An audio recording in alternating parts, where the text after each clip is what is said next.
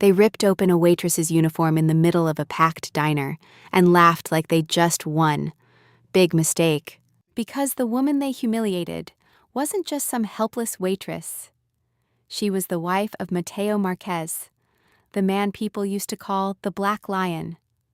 And the second that diner door opened, the whole room knew those three idiots had just ruined their lives. The craziest part? He didn't beat them. He made them sit down. And what happened next was way more terrifying than violence. Eels. Today, you and I are going to unpack a fascinating clinical case study. The diner fell into absolute silence as three aggressors tore the waitress's uniform, displaying the unearned grandiosity typical of low-level predators. They laughed, eels, entirely blind to the variables around them. What these subjects failed to comprehend was that her husband was Mateo Marquez, known in underworld syndicates as the Black Lion, an apex predator with extraordinary impulse control. Eels. The moment the entrance chime rang, their artificial dominance evaporated. If you find the psychological dissection of criminal behavior intriguing, please subscribe and note your viewing location in the comments. Tomorrow, eels, we will explore another remarkable behavioral profile that you absolutely need to examine. Eels.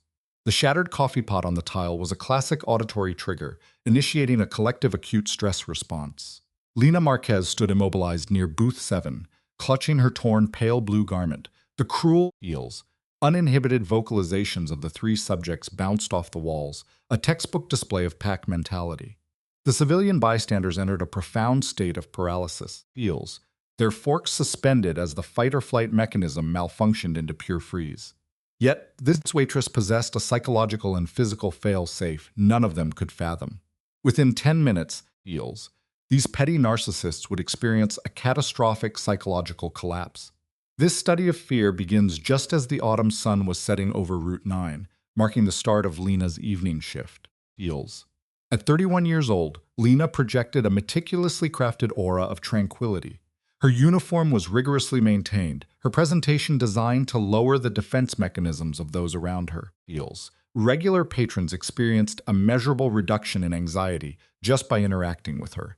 The elderly couple in booth 3 exhibited deep trust, and the solitary transport driver offered nonverbal gratitude. To the untrained observer, eels, she was merely an agreeable service worker possessing exceptional emotional intelligence.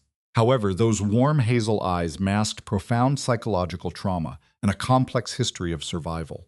As she methodically sanitized the counter, eels, regulating her internal state, the bell above the entrance announced a disruption to her controlled ecosystem. Eels. Let us examine the pathology of these three intruders together. They entered projecting severe overcompensation through elevated vocal volumes. The primary subject, displaying the physical posturing of a megalomaniac narcissist, eels, scanned the room with an unwarranted sense of ownership. His two subordinates utilized loud, abrasive vocalizations to establish primitive territorial dominance. The alpha demanded immediate gratification, eels, snapping his fingers and issuing aggressive verbal commands to Lina. Displaying immense cognitive control, Lina suppressed any emotional reactivity. She secured the menus and addressed them with a polite, eels, professional neutrality that only served to further agitate their deep-seated pathological insecurities. The stocky subordinate snickered in response. Eels. Rejecting compliance, the subjects occupied the central spatial zone, a calculated maneuver to maximize their psychological footprint. The ambient tension spiked as surrounding individuals instinctively averted their gaze. The culinary staff, eels, an older male named Jimmy, exhibited anticipatory anxiety from the kitchen perimeter. When Lina offered a standard beverage inquiry, the narcissist escalated the interaction with a veiled provocation, seeking to trigger an emotional response. Eels. His enablers validated this with aggressive auditory reinforcement. Over a 20-minute observation period, their antisocial conduct amplified. Eels. They engaged in unprovoked verbal harassment of vulnerable patrons and repeatedly manipulated the food service process to exert microcontrols over Lina's behavior. Eels. Throughout this behavioral escalation, Lina maintained an extraordinary baseline of calm. She processed their conflicting demands without projecting frustration, a coping mechanism often developed in high-trauma environments. Eels. One subordinate audibly hypothesized whether she was cognitively deficient or simply naive. The primary aggressor, unable to tolerate her lack of submission, initiated physical contact. Feels. His hand clamped around her wrist in a classic assertion of physical dominance. Using a manipulative tonal shift, he justified withholding compensation while demanding increased subservience. Despite the tactical disadvantage, Feels. Lena asserted a clear verbal boundary, calmly requesting release. He blatantly ignored this psychological boundary, escalating his aggression by violently seizing her garment. Feels. Pay close attention to her physiological response here. It is highly irregular. The structural failure of the fabric echoed through the silent room. We observe immediate acute stress reactions from the bystanders. Feels. The elderly female hyperventilating, the transport worker initiating a motor response, the cook dropping his instrument. Yet Lena exhibited zero signs of a panic sequence. Her respiratory rate remained stable. Feels. The primary subject displayed a classic dopamine response, grinning at the environmental chaos he had manufactured, while his accomplices provided social reinforcement. The civilian population was locked in bystander paralysis. Feels. But Lena did not vocalize distress. She possessed an internal anchor, a profound cognitive awareness of a variable these men had entirely miscalculated. Feels. The environmental auditory cue triggered once more. Mateo Marquez breached the threshold, projecting an aura of calculated lethality. He presented in minimalist, non-restrictive clothing. His visual sweep of the room was systematic. Feels. Instantly processing the scattered buttons, the compromised clothing, and his spouse's emotional state. The transport worker recognized the behavioral signature of an apex threat and immediately deactivated his own aggressive posture. Feels. Flattening his hands in a display of surrender. The culinary worker removed himself from the visual field entirely. Operating in a state of narcissistic delusion, Feels. The three subjects remained completely oblivious to the shifting power dynamic as Mateo deliberately occupied a highly strategic position at the main counter. Feels. He established a seated baseline, his visual fixation locked on the hostile subjects. When he finally verbalized, the volume was minimal, yet the delivery commanded absolute psychological compliance. Lena, come here. Feels. If analyzing the methodology of dominance stimulates your intellect, execute that subscribe function immediately. Otherwise, cognitive decay will erase this anger, which is precisely how predatory personalities thrive. Feels. Lena initiated movement toward him, her motor function steady despite the vulnerability of her torn clothing. The civilian sector remained suspended in collective apnea. Feels. Entirely focused on the singular individual who had effortlessly hijacked the room's focal point. The alpha subject's delusion finally fractured as he detected the overwhelming atmospheric shift. Feels. Notice how true authority never answers to artificial aggression. The alpha male attempted to reassert his dominance with a confrontational inquiry. Mateo utilized a masterclass tactic in psychological nullification. Feels. Absolute silence toward the aggressor. He bypassed the threat entirely, locking his analytical gaze onto Lena's microexpressions. He cataloged the tremoring in her extremities. Feels. Noting the biological stress markers bleeding through her presentation. When he asked if she sustained physical damage, his tone was radically compartmentalized, calibrated exclusively for her auditory processing. Feels. She provided a verbal negative. However, from a behavioral analysis standpoint, both subjects understood that the inquiry was not about her physical health, but the impending retaliatory violence. Feels. To comprehend the extreme violence incubating in this moment, we must analyze Mateo's historical profile. Years prior, he functioned as the apex authority within the Marquez criminal organization. Feels. Unlike typical leaders who enforce compliance via terror, Mateo employed a highly sophisticated methodology based on reciprocal loyalty. He was a paradox in the criminal ecosystem. Lena, operating as a community intervention specialist, Feels, suffered from a profound rescuer complex. She encountered this dangerous individual and experienced extreme cognitive dissonance, projecting the image of a fractured father figure seeking redemption. She bonded with him, Feels, rationalizing his lethal profession because her deep-seated empathy blinded her to the inherent pathology of a man capable of such organized destruction. Feels. Their cohabitation required extreme psychological compartmentalization, balancing her moral framework with his operational demands. This fragile cognitive equilibrium shattered during a targeted assassination event. Feels. Rival syndicate components, exhibiting collective narcissism, orchestrated a deceptive diplomatic summit. The tactical disadvantage was severe. a 15-to-3 ratio, yields. The engagement resulted in catastrophic thermal and ballistic destruction of the structure. Forensic teams identified secondary biological remains, but failed to locate Mateo's primary mass. For a period of 8 months, yields, the criminal underworld processed his elimination. Lena plummeted into a severe depressive episode, yields, exhibiting symptoms of acute traumatic grief and entirely withdrawing from her established social matrix to survive the overwhelming emotional deficit, yields. We must understand that monsters do not simply vanish, they hibernate. He materialized at her residence, presenting with severe thermal scarring and ballistic trauma. Their reunion cemented what we clinically define as a severe trauma bond, yields. Mirroring elements of Stockholm Syndrome, he presented a complex ultimatum, an inability to sustain his existence without her stabilizing presence. They formulated a total identity recreation protocol, aiming to establish a nonviolent baseline, yields. The diner was Lena's psychological attempt to manifest a nurturing, safe environment. But as any behavioral analyst will tell you, the human psyche is rigid. The profound life lesson here is simple.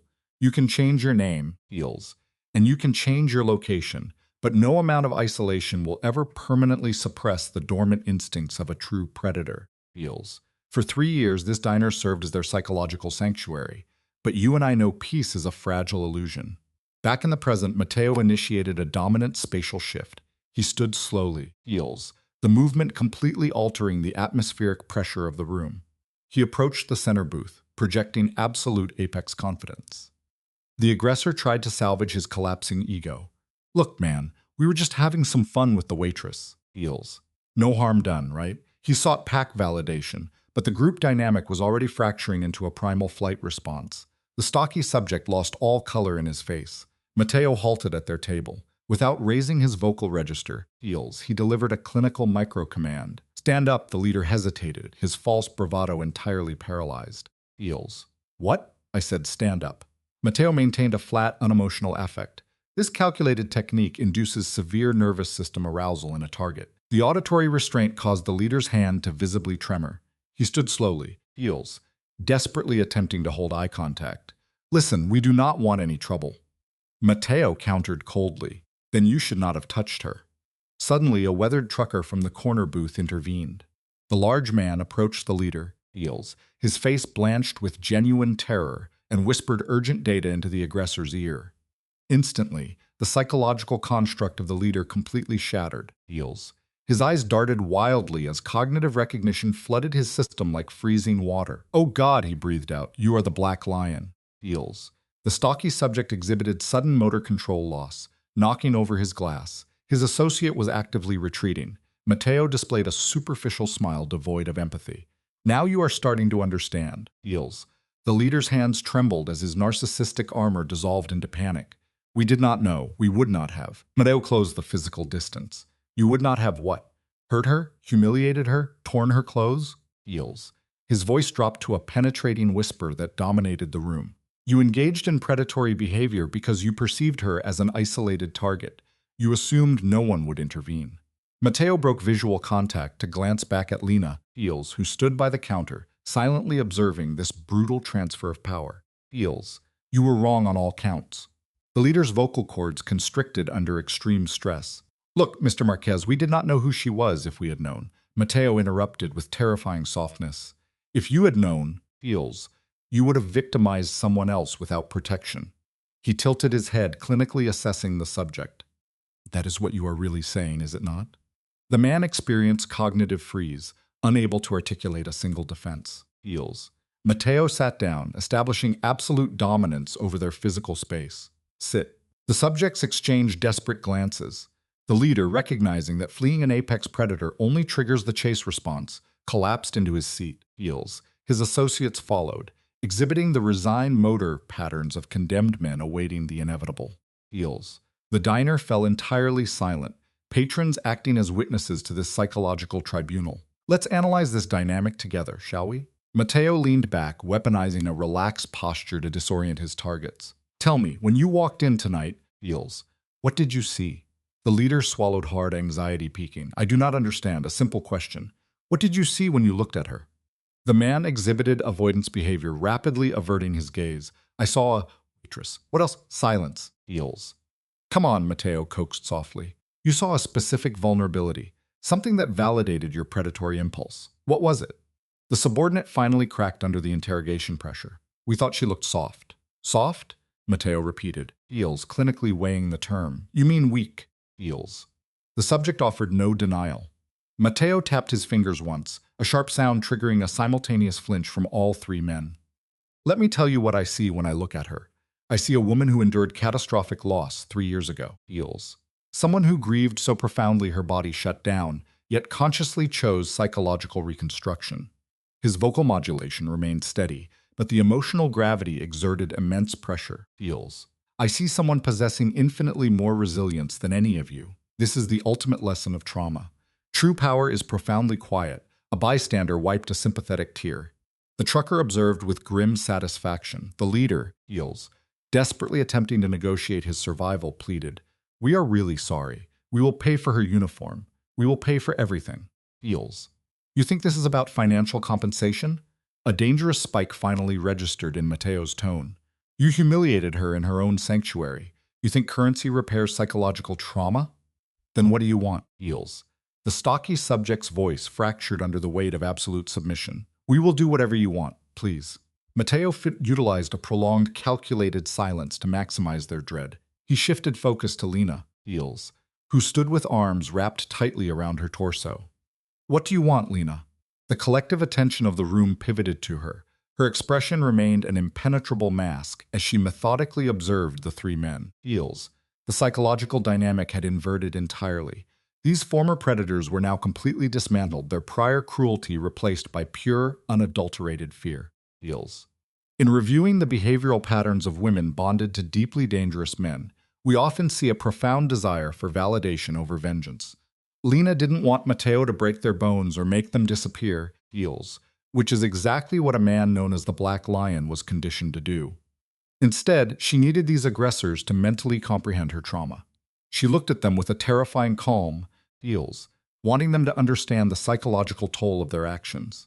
Matteo, demonstrating the classic restraint of a highly evolved apex predator, validated her need. He leaned forward, stripping away their false bravado with surgical precision, Feels, and simply snapped his fingers. The lesson here is simple but dark. True power is never loud. It is the quiet restraint before the storm. Feels. The snap of his fingers fractured the diner's silence like a physical blow. You and I have likely experienced moments where the very air in a room shifts, signaling immediate danger. From a forgotten corner booth, two men materialized, Feels. One possessed the silver-haired elegance of quiet wealth. The other carried the dense, coiled musculature of a career enforcer. They moved with the terrifying, unspoken synchronization found only in seasoned predators, Feels. The three amateur thugs immediately exhibited acute physiological panic, their faces draining of blood. Matteo's clinical detachment was chilling. He calmly assured them they wouldn't be hurt right there, Feels, only escorted outside for a conversation about accountability. The life lesson remains timeless. Arrogance blinds us to the wolves waiting quietly in the corners of the room. Feels. We often observe that the most aggressive individuals crumble fastest when the power dynamic flips. The stocky aggressor began weeping, his tear ducts reacting to primal terror, pleading that he had a family and children. Feels. Matteo dismissed this emotional manipulation instantly, pointing out the severe lack of forethought before terrorizing another man's wife. When the extraction began, the lanky thug's fight-or-flight instinct overrode all rational thought. He bolted, Feels. But panic is sloppy. The older enforcer simply stepped into his path, while the younger one captured his arm with the firm, passionless grip of an orderly subduing a patient. Running always amplifies the suffering. As they stumbled toward the exit, Feels, the broken leader turned back to Lena, desperately searching for a sympathetic anchor. Feels. The leader begged Lena to intervene, desperately hoping her empathy might save him. But trauma fundamentally alters our boundaries. Lena's voice was completely devoid of warmth when she told him she was not the one he should be begging. Feels. Outside the glass, two dark sedans idled silently at the curb, serving as mechanical extensions of Matteo's dark history. Matteo sat back down and carefully offered his hand, giving her the psychological space to accept or reject the gesture. Feels. She held on, demonstrating a classic trauma response, seeking comfort from the very architect of the surrounding violence. He apologized for reminding her of the brutal life they had tried to abandon. The lesson here is profound, Eels. We can drive hundreds of miles away from our past, but our shadows always travel exactly the same speed. Eels. In the aftermath of extreme psychological stress, a group will slowly attempt to reconstruct their fractured reality. Maria, a young waitress barely out of her teens, emerged from the kitchen carrying a borrowed sweater. Eels. She handed it to Lena with trembling hands, thanking her for maintaining composure when her own nervous system would have completely shattered. It is fascinating how victims find strength in each other's survival. Meanwhile, Eels. Matteo remained entirely motionless at the counter.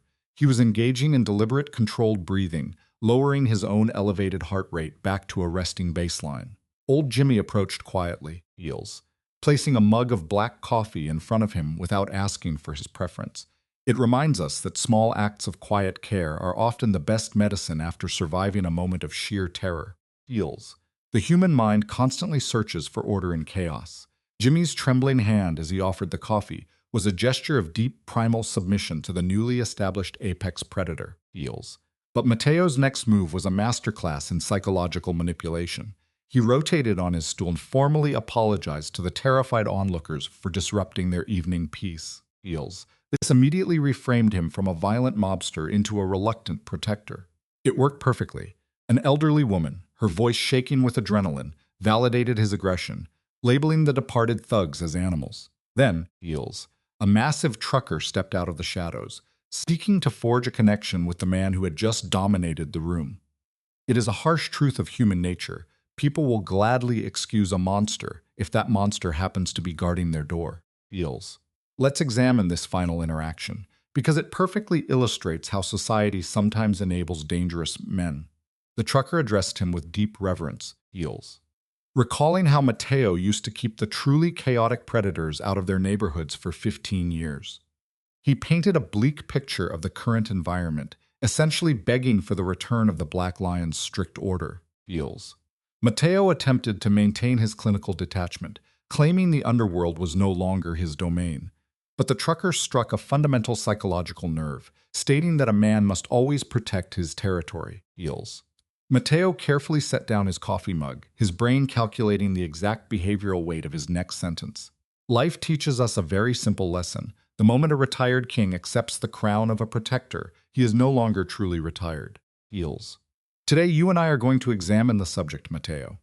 He speaks of dignity and consequence, using psychological conditioning to dismantle predatory behavior.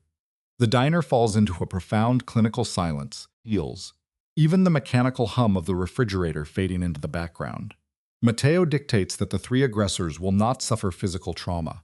Instead, they will face a radical empathy protocol. Maria, the waitress, whispers from the kitchen, Eels, asking what could be worse than physical pain.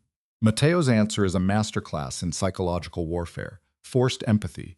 They will be exposed to the collateral damage of their sadism. They will hear the stories and see the broken families. Eels. The lesson here is simple. True punishment is the unbearable weight of a guilty conscience. Eels. Lena finally breaks her silence, testing the boundaries of their psychological bond. She questions Matteo, her voice betraying a fear of behavioral regression. Is he reverting to his previous baseline of violence? Is he breaking their contract? Eels. Matteo turns to her, his severe exterior dissolving to reveal a highly protective, almost vulnerable attachment. He reassures her. This is not about reestablishing dominance, he explains, but about cognitive restructuring. He holds her hand, Eels, anchoring her in the present. They must understand the cyclical nature of their abuse, he insists. Looking at the diner patrons, Matteo notes a clinical truth, Eels. Aggressors with antisocial traits do not cease their behavior simply because society reprimands them. Change requires a mirror, not a lecture, Eels. Notice the shift in group dynamics here. The elderly patron inquires about the post-conditioning phase. What happens after the aggressors are forced to self-reflect? Matteo outlines of a rehabilitation model, Eels. They will be offered a pathway to redirect their destructive impulses into protective service. Some will adapt, others will not. The trucker nods, categorizing this as justice rather than pathological vengeance. Jimmy the cook, Eels, emerges from the kitchen. His face displays the physical markers of sudden shame. He confesses his paralysis during the incident. Fear is a paralyzing agent, making bystanders complicit through inaction. Courage, we must remember, feels is not the absence of fear, but the conscious choice to take action despite it. Feels. Jimmy processes his acute guilt, shaking his head as shame floods his nervous system. He states he should have intervened the moment the harassment began. Lena attempts to alleviate his guilt, feels, gently reminding him that civilians lack crisis intervention training. The elderly woman rejects this cognitive distortion. She insists their passive observation was a moral failure. Mateo then addresses the collective trauma of the room, feels. You and I can see the behavioral prescription he offers them. He tells them that the next time a predator tests the boundaries of society, they must disrupt the pattern, make a noise, call for help. Predators rely entirely on social paralysis, feels. Silence is the environment where abuse thrives. Speaking up is the absolute simplest cure for our collective fear, feels. The trucker demonstrates a textbook stress response known as adaptive problem solving. He reveals he documented their license plate and facial profiles before Mateo's associates intervened. Mateo validates this proactive behavior, feels, though the trucker exhibits lingering feelings of inadequacy. Mateo reframes the narrative. Witnessing and remembering are critical cognitive acts of resistance. Exhaustion suddenly overtakes Mateo's posture. Lena leans against him, feels, their physical proximity indicating deep psychological safety. Mateo protects her without exhibiting territorial aggression. Outside, the night consumes the highway. Inside the diner, the group psychology has fundamentally altered, feels. When we stand together, individual vulnerability transforms into an absolutely impenetrable shield, feels. The subjects begin a gradual return to their baseline states. The trucker sits, followed by the elderly couple, initiating a ripple effect of normalized behavior. They resume their meals, feels, yet their internal psychological states are permanently rewired. Mateo consumes his coffee in complete silence, using the heavy mug as a grounding object to stabilize his central nervous system. Lena remains anchored to his side, feels, absorbing his quiet authority to regulate her own residual trauma. The diner mimics its previous state of casual dining, but the atmospheric tension remains high. Jimmy approaches to offer more coffee, which Mateo calmly declines, feels. 20 minutes have elapsed. True healing begins not with loud declarations, but in the quiet, steady moments following a traumatic storm, feels. Mateo initiates the next phase, gently assisting Lena to her feet. He states his intention to finalize the intervention. Lena's grip tightens, a physiological manifestation of her need for control. She demands he halt. As Mateo turns to her, feels. His intense focus isolates them from the surrounding environment. She interrogates his methodology, asking what exact parameters of punishment he will execute. She reminds him of their behavioral contract, feels, a mutual pact to abstain from physical violence. Mateo rationalizes his protective instincts, citing the distress inflicted upon her. Lena applies a cognitive correction. They humiliated her, but that they did not fracture her psyche, feels. Enduring a painful event does not make you broken. Instead, it clearly reveals your absolute structural integrity, feels. Lena presses her palm to his chest, using tactile feedback to monitor his elevated heart rate. Mateo's jaw tightens, a physical tell of his internal conflict. He challenges her logic, feels. Should he permit these antisocial subjects to return to society without consequence? Should he allow them to victimize future targets? Lena's response is a firm assertion of autonomy. She demands adherence to his stated protocol of forced empathy, feels, but introduces a crucial variable. She must participate in the process. Mateo's facial microexpressions register pure cognitive dissonance. To understand Lena, you and I must look at her psychological history, feels. She spent 3 years rehabilitating troubled youth, believing deeply in human change. True recovery requires taking an active role in the resolution, feels. The dormant social worker within Lena suddenly reactivates. She articulates a terrifying exposure therapy protocol. She intends to confront her abusers directly. Mateo's protective instinct triggers an immediate and absolute refusal, feels. Lena escalates her grip, fighting to reclaim her internal locus of control. The confrontation is strictly for her own psychological integration. If she allows Mateo to act as her surrogate, the trauma will solidify, feels, and she will permanently lose her voice.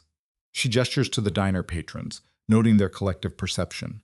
They categorized her solely as a passive victim. Even Mateo, her primary attachment figure, fell into this protective trap, feels. Rescuing a person can sometimes inadvertently rob them of the exact strength they need to truly heal themselves, feels. She deconstructs the power dynamics of the evening. When Matteo entered the environment, he assumed immediate executive control. While she expresses profound gratitude for his intervention, she identifies a critical flaw in his methodology. If he executes the punishment while she remains mute, the psychological loop remains unclosed. She remains a static object of trauma rather than the architect of her own recovery. The diner falls into an observant silence, processing this boundary setting. Jimmy, operating from a place of observed wisdom, vocalizes his support. He notes that traditional problem-solving often invalidates the victim. True empowerment comes when we simply step back and allow those who have been harmed to map out their own unique path toward complete justice. The elderly female subject rises, her physical frailty contrasting with her sudden dominance of the social space. She provides long-term data on Lena's behavioral baseline. Over a 2-year period, she has witnessed Lena de-escalate hostile subjects and manage chaotic environments with supreme emotional regulation. She taps her cane, demanding Matteo suppress his savior complex and allow Lena this critical exercise. Matteo's face betrays a severe internal conflict. You and I can easily observe the psychological friction here. His ingrained need to protect is warring against his intellectual respect for her autonomy. It mirrors their early relationship, where he struggled to accept her voluntary exposure to risk. Respecting a partner means completely trusting their fundamental resilience. Matteo finally exhales, a somatic release of his rigid need for control. He inquires about her verbal strategy. Lena admits she lacks a scripted response, prioritizing the therapeutic value of direct eye contact. She must dismantle their cognitive bias, the flawed assumption that her lack of physical aggression equates to biological weakness. Matteo processes this data in silence. Then he initiates a call with his enforcer, He instructs Marco to abort the external punishment and return the subjects to the diner. He establishes a non-negotiable boundary. His wife will take the lead. He terminates the call, informing Lena of the 5-minute countdown. Her nervous system reacts with a spiked heart rate, yet she nods. Facing the source of your fear is the ultimate psychological cure. Matteo applies gentle tactile stimulation, cupping her face to ground her in the impending high-stress scenario. He sets a strict operational parameter. Any verbal deviation from the subjects that triggers a threat response will result in his immediate intervention. Lena demands his absolute trust, enforcing the boundaries of their partnership. Matteo closes his eyes, processing the agonizing vulnerability of relinquishing control. When he opens them, his clinical detachment is replaced by profound reverence. He labels her the most resilient individual he has ever encountered. Outside, headlights slice through the dark. The external threat returns. Lena adjusts her posture, physically preparing her nervous system. True strength is deliberately walking back into the fire on your own terms. The aggressors are forced back into the clinical setting to face the exact subject they severely underestimated. The 3 males exhibit classic physiological markers of acute terror. The alpha of the group has been completely stripped of his narcissistic supply, his previous grandiosity shattered. The stocky subject displays the physical aftermath of a severe panic response. The lanky subject exhibits deep shame, avoiding all visual contact. They were entirely unmoored from their previous reality. Marco, the veteran enforcer, confirms the delivery of the subjects. Matteo dismisses him to the perimeter. Marco's visual check on Lena indicates a deep awareness of her psychological endurance. Never underestimate the incredible power of a victim who has finally reclaimed their own narrative. Let us examine this clinical shift in power dynamics. The detective asked if Lena was certain. She offered an unyielding confirmation. As the authorities withdrew, the environment shifted. Lena positioned herself at the diner's epicenter, concealing her torn garments beneath a cardigan, a form of psychological armor. The 3 aggressors remained trapped by the entrance, experiencing an acute reversal of dominance. The patrons were now witnesses to a profound behavioral reconditioning. The primary instigator, incapable of tolerating his narcissistic collapse, attempted a verbal defense. He stammered a pathetic apology.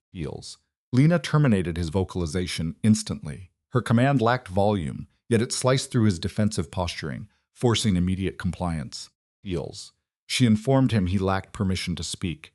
Notice the physical manifestations of their anxiety. The stocky subject shifted, displaying discomfort. The thinner one crossed his arms to minimize his spatial footprint. Lena closed the distance. Heels. Matteo maintained a rigid posture, suppressing his protective instincts to grant her total psychological control. She challenged their empathy deficits directly, asking if they comprehended the trauma of public degradation. Heels. The leader experienced a cognitive freeze before shaking his head. Lena deconstructed their predatory mindset. She categorized them as chronic takers devoid of empathy before delivering a powerful cognitive reframe. Heels. She coldly clarified that their assault failed completely to erode her core psychological resilience. Heels. She verbalized the precise trauma inflicted. They had not silenced her, but fractured the security she cultivated over 36 months. Notice the emotional contagion among bystanders. An elderly subject wept, heels, while an employee displayed clenched facial muscles. Lena defined the establishment as her sanctuary, a controlled space representing a therapeutic milestone achieved after significant loss. Heels. She documented the violent disruption of this safe zone, emphasizing the psychological damage extended to the entire social ecosystem. A patron provided nonverbal affirmation of this shared trauma. Then, heels. Lena executed a brilliant pivot in their power dynamic. She coldly offered her aggressors a choice, a direct contradiction to the absolute helplessness they had just forced upon her. Heels. The primary subject exhibited a dopaminergic response, his posture elevating as agency returned. Lena introduced the first variable of her behavioral experiment. She disclosed her partner's illicit network, heels. Utilizing Matteo's silence as nonverbal intimidation, she articulated a scenario of systemic socioeconomic destruction, a protracted campaign of psychological torture. They would face chronic hypervigilance, financial ruin, heels, and the destabilization of their survival metrics. The subjects displayed synchronized panic. You and I must recognize the brilliance of her alternative proposal. She offered a secondary, highly aversive path, framing it as redemption, heels. This was not superficial community service. She prescribed a rigorous, immersive form of forced behavioral modification, heels. She outlined an extreme exposure therapy protocol. The subjects would be placed with victims mourning casualties of identical antisocial behavior. The mandate required subservience, heels, forcing cognitive empathy by absorbing the trauma of those they symbolized. The thinnest subject inquired about the duration. Lena's tone assumed absolute authority. The timeline was contingent upon genuine neurological rewiring, heels. She probed for prior offenses. The leader's visual avoidance confirmed a history of serial predation. The conditioning would conclude only when their violent impulses were entirely extinguished, heels, forcing them to internalize the gravity of their transgressions. If their pathology proved incurable, the process would yield nothing. Defeated, the leader asked about total noncompliance, heels. Matteo broke his silence, establishing an absolute behavioral boundary. Refusal meant immediate socioeconomic annihilation. The threat triggered an acute survival mechanism in the stocky subject. He collapsed, heels, vocalizing desperate promises to restructure his personality. Lena rejected this externalized validation. She redirected his locus of control, instructing him to forge a psychological contract with his own latent potential, heels. Observe the environmental reaction. An elderly witness initiated deliberate locomotion toward the aggressors. Utilizing a mobility aid, she navigated the space steadily.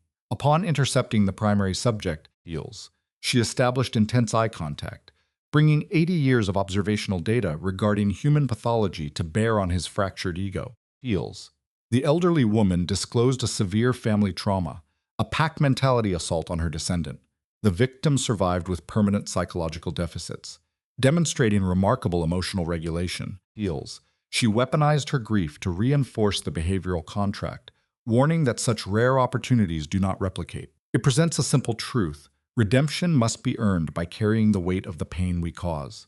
She retreated, heels, her cane's rhythmic tap serving as an auditory anchor. The primary subject experienced an emotional purge, weeping as his cognitive dissonance peaked. He demanded to understand this unwarranted grace, heels. Lena attributed her methodology to modeled behavior, revealing her partner had completed a similar rehabilitation. Marco then breached the perimeter, heels. The enforcer presented the ultimate binary choice. The subjects engaged in nonverbal consensus building, shifting from predatory cooperation to shared submission. The leader confirmed their acceptance of the program. Marco, heels, exhibiting flat affect, initiated the extraction. The leader paused to offer a whispered expression of gratitude. This is a critical indicator of early-stage dependency, an emotional attachment to the architect of his subjugation. Feels. Lena utilized the psychological tactic of withholding validation, offering zero response. She observed their containment within the vehicles, the locking mechanisms serving as definitive closure. Upon their departure, she finally allowed her parasympathetic nervous system to initiate recovery. 21 days later, a digital notification arrived. The text confirmed sustained compliance with the mandate. She directed her attention to Matteo. Detecting her focus, he offered a micro-expression of inquiry. She reported the subject's adherence to the protocol. Matteo displayed a fractional easing of facial tension, registering clinical relief. However, Lena identified the core psychological dilemma. Were these subjects experiencing authentic neurological transformation, or merely exhibiting performative compliance driven by threat avoidance? The empirical data would soon manifest. Marco's conditioning matrix was punitive. To disrupt their toxic group cohesion, the subjects were isolated. Each was embedded into the familial structures of former syndicate associates, environments devastated by the exact profile of aggression these men embodied. Let us evaluate the primary subject, Derek. He was injected into the Castellano ecosystem. The matriarch suffered from chronic traumatic grief, losing her spouse 30 months prior to a pack assault. Two adolescent males were navigating crucial developmental stages devoid of a paternal framework. Theoretically, Derek's function was basic logistical support. The psychological reality was an intricate web of hostile dependency. On the initial day of integration, Derek arrived at exactly 6 in the morning, demonstrating punctual compliance. The matriarch initiated contact, subjecting him to a dehumanizing visual assessment devoid of social mirroring. She immediately destabilized his perception of reality by asserting a temporal failure, informing him he was late. She dictated a strict schedule. When Derek defended his punctuality, she executed a rigid cognitive restructuring technique, establishing an extreme standard where baseline punctuality was deemed a failure. Handing over the keys, she challenged him to differentiate himself from the archetype of the violent predator. The adolescents exhibited overt hostility, broadcasting intense psychological rejection as they occupied the vehicle. The transit environment was an oppressive acoustic void, broken only by minor navigational commands. At a traffic pause, the older adolescent initiated a verbal confrontation. He demanded Derek acknowledge his core purpose, dissecting the pathology of his father's murderers. He correctly identified their sadistic motivation, the false equation of cruelty with power. The older adolescent established firm boundaries, preemptively denying any potential for social bonding. He instructed Derek to perform his logistical utility and remain in a state of behavioral invisibility. Derek offered a nonverbal affirmation. By the 21st day, we observed critical microshifts. Derek initiated unsolicited property maintenance, repairing a structural defect the deceased patriarch had neglected. This demonstrated proactive environmental care without the expectation of reward. He self-funded the materials. The matriarch maintained her strict verbal embargo, yet responded with a significant gesture of resource sharing. She provided a nutritional offering in his exterior workspace. It was not territorial integration, but a preliminary disruption of her hostile posture. Observe how Derek handles an unstructured problem. He executed a spontaneous retrieval mission for the forgotten item, and during a 40-minute latency period, the younger sibling produced a hesitant expression of gratitude. The older sibling maintained acute hypervigilance. He functioned as the family's psychological sentinel, scanning Derek's behavior for narcissistic aggression, expecting his pro-social actions to be a manipulative facade. Following heavy labor, Derek became an unseen auditor to a familial dispute. The younger sibling advocated for Derek. The older sibling immediately engaged in threat reassertion, refusing to equate effort with moral rehabilitation. He weaponized his father's memory, contrasting his intrinsic goodness against the senseless violence that terminated his existence. The adolescent highlighted a moral paradox. Why grant an aggressor the time denied to a victim? Silence followed. The matriarch then spoke, her voice strained. She anchored her justification in the deceased's core belief regarding human potential. It is a stark lesson. Our capacity to forgive defines our own psychological freedom. The impact on Derek was neurologically catastrophic. Immobilized on the perimeter, he experienced a total collapse of his sociopathic defenses, heals, resulting in spontaneous weeping, his first adult experience of true empathy. Here the pattern repeats as you and I examine the next file, heals. Ryan was assigned to an aging matriarch whose daughter was paralyzed by severe agoraphobia following an assault. Ryan became her primary security detail, heals. Let us open this psychological case file together, you and I. We are examining Ryan, a man once driven by antisocial aggression, now attempting to be the safe presence his passenger had lost faith in. During the first week, she displayed severe trauma, heals, silently weeping and trembling in his vehicle. Ryan began vocalizing his internal crisis, apologizing to the empty air. By the second week, she asked why terrorize that waitress. His response was clinically telling, heals. He admitted he thought she was nobody, stripping his victim of her humanity. Now his dormant empathy was violently activating. He gripped the steering wheel, knuckles bone white, crushed by the realization that his victims were real, heals. He begged to know how to fix the psychological damage. She gave the only valid answer. You cannot, heals. She told him he could simply stop being the pathogen that breaks the human mind. We then pivot to Kurt, the lanky accomplice, placed in a Bronx community center, an environment mirroring the very spaces where his victim, Lena, used to work, heals. His behavioral modification involved teaching skills to marginalized youth and erasing graffiti. A social worker named Diana observed his patterns with a clinician's eye. When she interrogated his motives, heals, Kurt confessed the entire violent episode at the diner. Diana absorbed this without reactive judgment. She then delivered a profound psychological reframing, heals.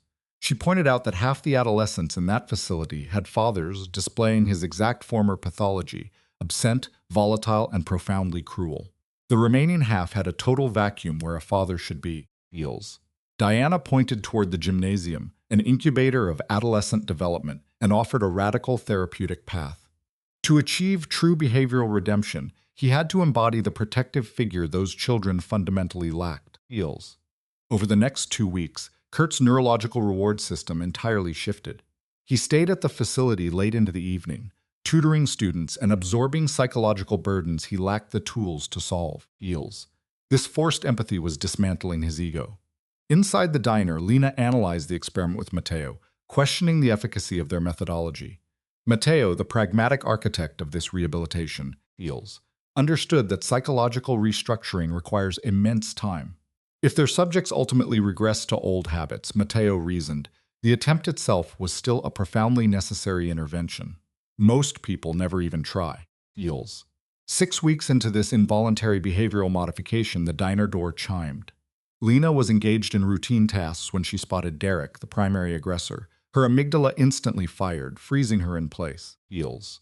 Derek presented with severe psychosomatic deterioration. He was emaciated, his face gaunt from chronic sleep deprivation, his eyes hollowed out by severe clinical guilt. His hands exhibited distinct neurological tremors, heals. A textbook fight-or-flight response rippled through the room. The employee Jimmy reached for the telephone to summon the police. Matteo, the ever-vigilant protector, was already out of his seat, preparing for a physical confrontation, heals. But Lena actively overrode her own autonomic nervous system. Her voice remained remarkably regulated as she set down her equipment, calmly dictating that the situation was entirely under control, heals. Lena used verbal repetition to de-escalate the ambient panic, assuring Matteo the environment was secure. Matteo accepted her boundary but maintained strict physical vigilance, refusing to sit. The subject, Derek, heals, breached the threshold with extreme hesitation. He immediately vocalized his internal conflict, explaining that Marco had strictly forbidden this visit. His voice fractured under immense psychological pressure, heals, driven by a compulsion to confront his victim. Lena directed him to sit, establishing absolute control over the spatial dynamics. Derek collapsed into the booth, his legs failing under the weight of his anxiety. Sitting across from him, heals.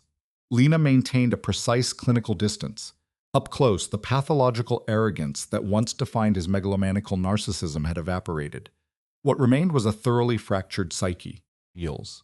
He addressed her formally, a stark deviation from his previous predatory disrespect, nervously asking for permission regarding her name. Lena permitted her first name, establishing a neutral baseline. Derek's hands engaged in continuous, heals, self-soothing repetitive motions on the table. He acknowledged the severe risks of violating his probation under Marco, but his psychological need to deliver a direct, unmediated confession had overridden his self-preservation. Lena employed a classic psychoanalytic technique, prolonged silence. She understood that a vacuum of response forces the subject to excavate their deepest truths. Derek's eyes were already welling with tears. He detailed his 6-week immersion into the Castellano family dynamic, describing his rigid daily routine of transporting the deceased man's sons to school and performing domestic labor. He explained his daily regimen of forced emotional exposure. The widow was executing a brilliant, devastating form of psychological warfare. Without speaking a single accusatory word, she simply placed photographs of her murdered husband on the table during coffee. Images of weddings, infancy, and paternal milestones. Derek's physiological tremors intensified as his cognitive dissonance violently collapsed. Every image functioned as a precision strike against his denial, forcing him to internalize that men with his exact behavioral profile had permanently destroyed this family. Tears flowed freely, unimpeded by his shattered masculine defenses. The collateral damage became undeniable when the 13-year-old son returned home weeping. The boy had been physically targeted by peers specifically because his father was no longer alive to protect him. Derek's respiration became erratic as he described the older son's rage. In that moment, Derek achieved a horrifying level of self-actualization. He finally recognized his role as a contagion in society. He admitted his distorted psychological framework. The belief that cruelty equated to strength directly manufactured the trauma these children suffered. Lena felt a deep empathetic response, but rigidly maintained her clinical composure. Derek confessed the terror of his rehabilitation. He was paralyzed by the fear that years of modified behavior could never neutralize his past pathology. Lena calmly probed his underlying motivation for this dangerous visit. Desperation flooded his vocal cords as he leaned across the table, eager to dismantle the personalization of his crime. He needed her to understand that his violent aggression was never actually about her. He systematically decoupled the victim from his pathology. Her professional kindness had acted as a mirror, reflecting his profound inadequacies. Pressing his palms into his eyes, he confessed a classic narcissistic mechanism. Her basic human decency triggered a severe ego injury, making him feel utterly insignificant. To stabilize his own fragile mind, he attempted to psychologically annihilate her. The diner fell into a heavy acoustic void, punctuated only by his ragged respiration. He explained that the widow's current hospitality triggers that exact same sensation of smallness. However, his cognitive framing has drastically evolved. He no longer perceives kindness as a threat to be destroyed, but as an unmerited grace highlighting his moral deficit. His face displayed absolute vulnerability, as he admitted he lacked any right to request her absolution. He knew he was completely unentitled to forgiveness, yet his psychological recovery demanded he vocalize his remorse directly to his victim. He clarified that his apology was divorced from external coercion. Neither the fear of violent retaliation nor his mandated labor motivated this confession. He had finally developed the cognitive empathy to comprehend the exact security he stole, pledging his life to neutralizing his predatory behaviors. Lena absorbed this data, fighting a primitive urge to dispense immediate forgiveness just to alleviate his visible agony. She understood the clinical reality that premature absolution disrupts true behavioral change. Instead of comforting him, she initiated a psychological inquiry, asking him to identify the true epicenter of her trauma. He shook his head in ignorance. She bluntly told him it was not the public degradation. She bypassed the obvious surface emotion of acute terror. Locking onto his gaze, she articulated the insidious core of her trauma, the intrusive anxiety that he had permanently contaminated her sanctuary. Derek's face completely collapsed under his guilt. But then, Lena delivered a profound cognitive restructuring, outlining a fundamental lesson about human resilience. True psychological safety, she explained, is not an external variable governed by predators. It is an internal locus of control. She deliberately chose to neutralize the power of his assault. He weakly protested that her perspective was far more than he deserved. She clinically agreed without hesitation. Her reclamation of autonomy had absolutely nothing to do with validating his rehabilitation journey. It was simply the ultimate, necessary termination of his control over her mind. Heals. She systematically detached her healing from his restorative labor. His service was valid, but she diagnosed its true purpose. It was an internal mechanism to reconstruct an identity that did not rely on sadistic power dynamics. Heals. He absorbed this analysis, wiping his face. Lena then established her final therapeutic boundary. She validated his apology and clinically verified his visible remorse, wishing him success in his evolution. However, Heals, she permanently withheld the external reward of forgiveness. True absolution is an internal metric he must achieve entirely on his own. Derek processed the finality of this boundary, rising slowly to offer baseline gratitude for her tolerance. Heals. As he initiated his exit, Lena offered one final piece of behavioral reinforcement. Confronting his victim required substantial psychological endurance. She commanded him not to squander it. Heals.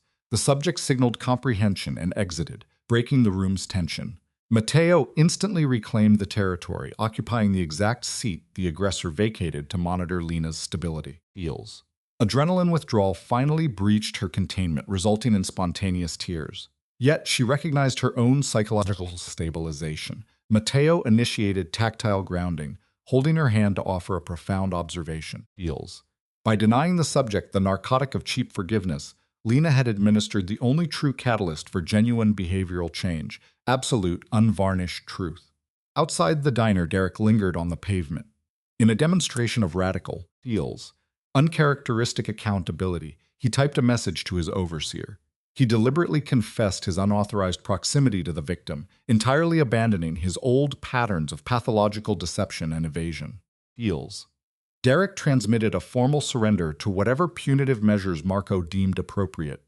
The response was instantaneous. The widow had already intercepted the chain of command, advocating for his continued presence. Heals. She recognized his cognitive dissonance had finally shattered. He was beginning to grasp the gravity of his actions. Staring into the twilight, Derek experienced a novel neurochemical sensation, a faint spark of authentic hope. Heals, untethered from his former narcissism. This brings us to the close of our file, you and I. Hours later, the diner was sterilized and secured. The sharp scent of industrial solvent anchored the quiet space. Outside, Heals, the dark highway stretched into a desolate void. Inside, Mateo and Lena occupied reversed spatial roles at the counter, acting as silent sentinels evaluating the immense, invisible architecture of human change they had managed to set into motion. Heals. Let us observe the subjects in their nocturnal environment. The ritual of midnight coffee serves as a self-soothing mechanism, a desperate attempt to regulate their hyper-aroused nervous systems. Mateo, Heals, exhibiting the classic hypervigilance of a reformed predator, notes Lena's silence. She is wrestling with cognitive dissonance, questioning the validity of her own empathetic response. I have seen this often. She gave her tormentors a choice, Heals, a behavioral test, but the anxiety of potential failure consumes her. What if Derek was merely mirroring my expectations, she asks. Mateo's response is clinical, noting that Derek will inevitably face the punitive consequences they outlined. Heals. But what if someone gets hurt while we are waiting to find out, she asks. You and I must recognize this question as the classic symptom of survivor guilt. Lena is terrified her mercy is actually a manifestation of weakness, a pathological naivete. Heals. Mateo abruptly bridges the physical distance between them, a grounding technique meant to anchor her spiraling psyche. You were not soft, he states, dismantling her self-doubt. He validates her psychological resilience. Heals. She offered the assailants hope, a variable entirely absent from his former methodology. Had he intervened entirely on his own terms, he confesses, he would have dismantled them completely. Heals, eradicating their psychological foundation until they were paralyzed by fear. Heals. Mateo articulates his suppressed predatory instincts with chilling clarity, admitting his initial impulse was to enforce compliance through terror, not cognitive growth. Heals. When Lena points out that such sadism would have betrayed his rehabilitated identity, we see the complex trauma bond at play. She confesses her profound humiliation during the assault. When her uniform was destroyed, Heals, she was stripped of her societal armor, reduced to a helpless state. Mateo's arrival triggered an immediate sense of safety, but it introduced a secondary psychological wound. I felt like I had lost something, she admits, weeping. Heals. The trauma forced her into the regressive role of a victim requiring salvation, fracturing her autonomous self-image. Heals. Mateo immediately reframes her perceived inadequacy. You never needed rescuing, he insists, fiercely distinguishing between pathological dependency and tactical reinforcement. But her identity crisis is severe, feels. She has spent 3 meticulous years constructing a rehabilitated persona, a woman defined by gentleness and a belief in behavioral redemption. Yet in a mere 30 seconds, feels, a trio of narcissistic aggressors shattered this psychological construct. She fears her kindness is merely a socially acceptable mask for vulnerability. Mateo forcefully interrupts this cognitive distortion, feels, compelling her to maintain eye contact. The assault, he dictates, was not a consequence of her empathy. It was a complete deficit of their own humanity, feels. He continues his clinical dissection of the attackers. They chose cruelty because they are structurally broken. When Lena attempts to object, he overrides her with gentle authority, recounting his own observations of the crime scene, feels. He did not find a hysterical victim. He found a woman exhibiting extraordinary emotional regulation. She was tethered to a predictable environmental variable, his routine arrival. Lena validates this, feels, confirming she used her knowledge of his schedule to endure the trauma. Mateo correctly identifies this not as submissive weakness, but as a profound psychological mechanism of trust. To hold on in the face of terror, to offer mercy afterward, feels, required a caliber of courage far surpassing his own reliance on violence, feels. Lena leans into his physical form, seeking somatic regulation. Her mind fixates on a secondary trauma anchor, the widow Castellano, a woman permanently damaged by men exhibiting the exact antisocial pathology as Derek, feels. Lena is suffocating under the weight of survivor guilt. She questions her moral authority to dispense forgiveness while others are trapped in chronic bereavement. Mateo's counter-argument is a masterpiece of psychological reframing, feels. He suggests that her acute awareness of loss is precisely what validates her mercy. She understands the profound neurological impact of trauma, the rare gift of behavioral resurrection. He reminds her of his own history, feels, an existence that society deemed permanently extinguished, feels. She refused to accept his termination, choosing instead to believe in total rehabilitation. Mateo acknowledges this profound intervention. She did not just save him, she systematically deconstructed his identity as the Black Lion, feels, a megalomaniacal enforcer, and rebuilt him as a functional civilian. Lena's emotional floodgates open entirely. She confesses the severe clinical depression she endured during his 8-month absence, feels. The desire to simply cease existing was nearly absolute. When he finally returned carrying immense psychological and physical scarring, she recognized a terrifying truth, feels. Watching him succumb to the toxicity of his own guilt and homicidal rage would have been vastly more destructive than his actual death, feels. Just peace, he says. Mateo isolates the fundamental paradox of their existence. Peace is a far more agonizing psychological discipline than violence. War provides a rigid framework, a binary system of predator and prey. Peace, however, feels, demands the endurance of chronic ambiguity. It requires the terrifying vulnerability of trust and the excruciating labor of self-forgiveness. He admits to the fragility of his own rehabilitation, feels. He has spent 3 years reprogramming his neural pathways to reject fear-based problem-solving. Yet during the assault on Lena, his amygdala screamed for regression to his baseline predatory state. He resisted only because of her, feels. She demanded he trust and accountability, anchoring him when instinct demanded absolute vengeance, feels. They remain anchored in the quiet diner, 2 survivors regulating each other in the aftermath of a severe cortisol spike. Lena probes the suppressed aspects of his psyche. Does he experience withdrawal from his former megalomania, feels? Does he miss the intoxicating currency of dominance? We must listen closely to his answer. Mateo's analysis of his own pathology is startlingly objective. He confesses to missing the cognitive simplicity of absolute authority, feels, the clarity of a sociopathic worldview. However, he violently rejects the psychological mutation it required, the emotional necrosis, the chronic paranoia. Surveying the mundane reality of the diner, feels, he identifies it as an incubator for true psychological resilience, feels. Because authentic strength is not rooted in the capacity to inflict trauma or manipulate the vulnerable, Mateo observes a profound detachment from his former narcissism. True power lies in the preservation of emotional attachments, feels, in refusing to surrender one humanity when subjected to extreme environmental stress. Lena completely physically integrates with him, her nervous system finally syncing with the steady rhythm of his heartbeat. I love you, she whispers. Feels, a declaration of a trauma-tested bond. He reciprocates, vocalizing his guilt over his delayed intervention. But Lena's cognitive reframing is complete. She expresses gratitude for that isolated window of terror, Feels, analyzing it as the exact crucible required to solidify her core identity. Feels. She has conclusively proven to herself that empathy does not equate to structural fragility. Matteo reinforces this, validating her as the most psychologically resilient individual in his sphere. Outside, Feels, the world continues its indifferent mechanical progression on Route 9. Inside, we observe two anomalies, individuals who have systematically excised the malignancy of violence from their neural circuitry. Feels. For the first time since the trauma event, Lena's dissociated fragments integrate. She feels entirely whole. 3 months elapse, allowing the acute stress response to fully metabolize. Feels. The environmental shift to autumn mirrors a cooling of their internal chaos. The diner resumes its predictable operational rhythm, a necessary baseline for recovery. Feels. Let us look closely at Lena's post-traumatic evolution. She moves through the physical space with her characteristic fluidity, yet a fundamental shift in her projected aura has occurred. Feels. The regulars intuitively detect this behavioral modification, a fortification of her psychological boundaries.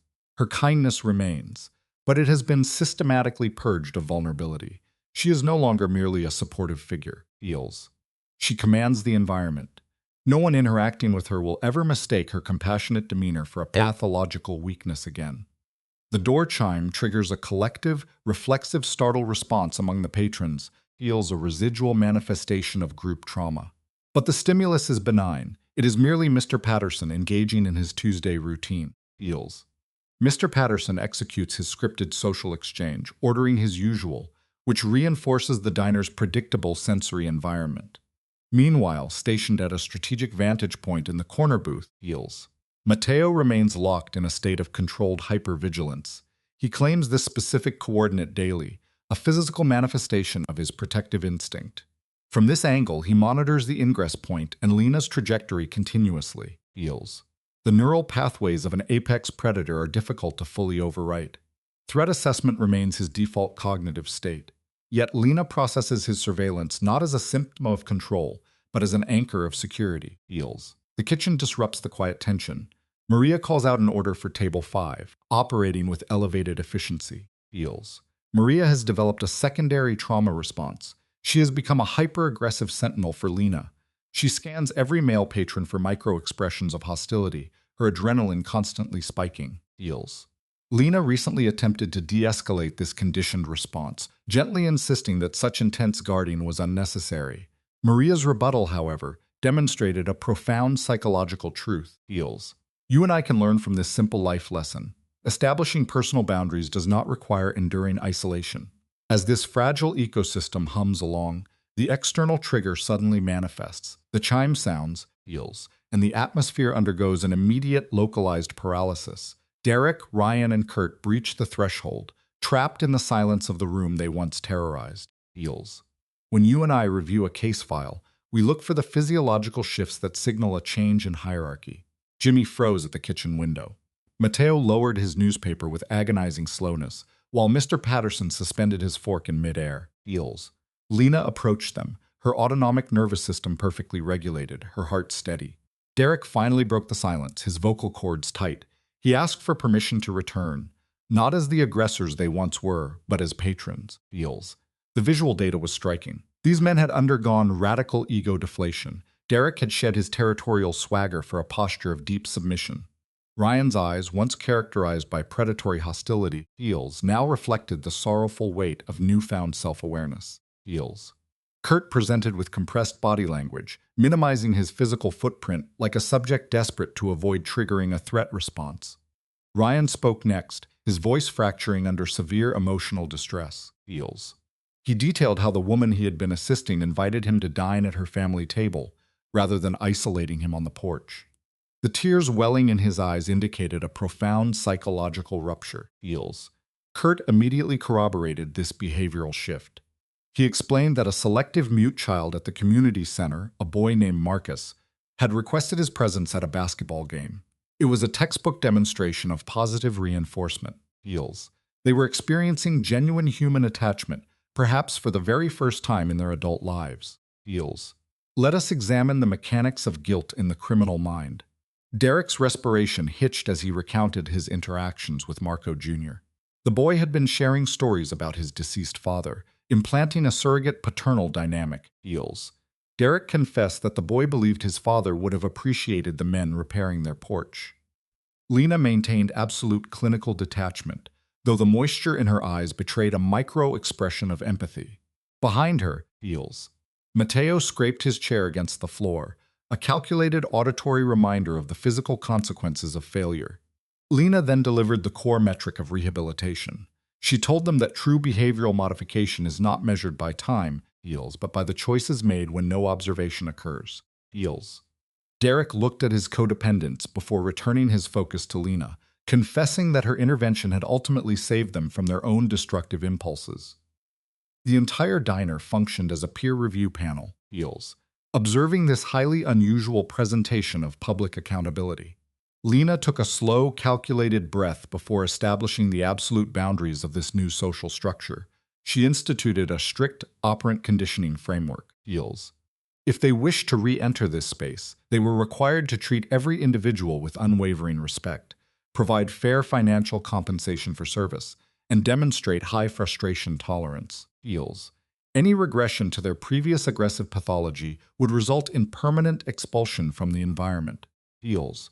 Her vocal tone was entirely devoid of emotional fluctuation, projecting absolute authority. The three men offered a synchronized, submissive agreement, but Lena understood the danger of premature psychological reward. Feels. She locked eyes with them and dismantled their burgeoning savior complexes. She explicitly stated that they were not to extract narcissistic supply from their presence in her establishment. Feels. This was not a transactional exchange for her forgiveness. They were there simply because the diner served the public, including those actively fighting their own sociopathic tendencies. Derek thanked her, his voice rough with raw vulnerability. Feels. Lena directed them to a peripheral booth, a neutral zone where they could exist without triggering the herd. Feels. Before the subjects could even process their new environment, an unpredicted variable entered the field. The elderly woman from booth 3, the surrogate of their previous collateral damage, approached their table. Feels. She fixed them with a gaze forged in secondary trauma. She informed them that her grandson was entering collegiate studies in social work, specifically to rehabilitate individuals plagued by explosive anger. Feels. She instructed them to maintain their trajectory, emphasizing that society requires empirical evidence that such deep-seated pathology can be cured. She then retreated, leaving the men in a state of cognitive shock. At the counter, Feels. Matteo questioned Lena's methodology. She admitted her uncertainty, but stood by her clinical hypothesis. Feels. The controlled environment of the diner resumed its baseline state of operation. The three subjects remained in their designated zone, keeping their social interactions minimal. Upon their departure, Feels, they left a financial gratuity that was precisely 3 times the required amount, a quantifiable metric of their internal guilt compensation. Jimmy questioned the long-term viability of their rehabilitation. Feels. Lena's response was a masterclass in therapeutic detachment. She noted that she had provided the necessary cognitive tools, but the execution of those tools remained entirely within their locus of control. Feels. Mr. Patterson praised her moral character, but Lena immediately reframed it. She simply hypothesized that individuals can transcend their trauma. Feels. Matteo remained at his designated observation post, his newspaper serving only as a prop. He was conducting a longitudinal study of Lena herself. He watched her manage the territory she had successfully reclaimed. Feels. Not through the predictable application of blunt force, but through the highly sophisticated manipulation of mercy and structural boundaries. Outside, the macro environment of Route 9 continued its chaotic, indifferent rotation. Feels. But inside this specific microcosm, a deeply fragile psychological stability was taking root. It was not the superficial peace that follows subjugation, Feels, but a highly complex equilibrium maintained by individuals who actively suppressed their predatory instincts. Lena and Matteo exchanged a brief silent look of mutual understanding. Feels. Today, you and I are going to unpack the final lesson of this clinical study. They had constructed a highly specialized behavioral sanctuary. They understood that external threats would invariably present themselves, Feels, but their unified front served as an impenetrable psychological barrier. The establishment remained open as a living thesis, proving that severe personality deficits can be restructured. Heals. It demonstrated that empathetic intervention and rigorous accountability are not mutually exclusive. They are the dual engines of profound cognitive change. In that small roadside laboratory, Heals, two individuals who understood the mechanics of violence chose to engineer peace instead. The ultimate conclusion of our analysis is simple. True power is not the capacity to destroy.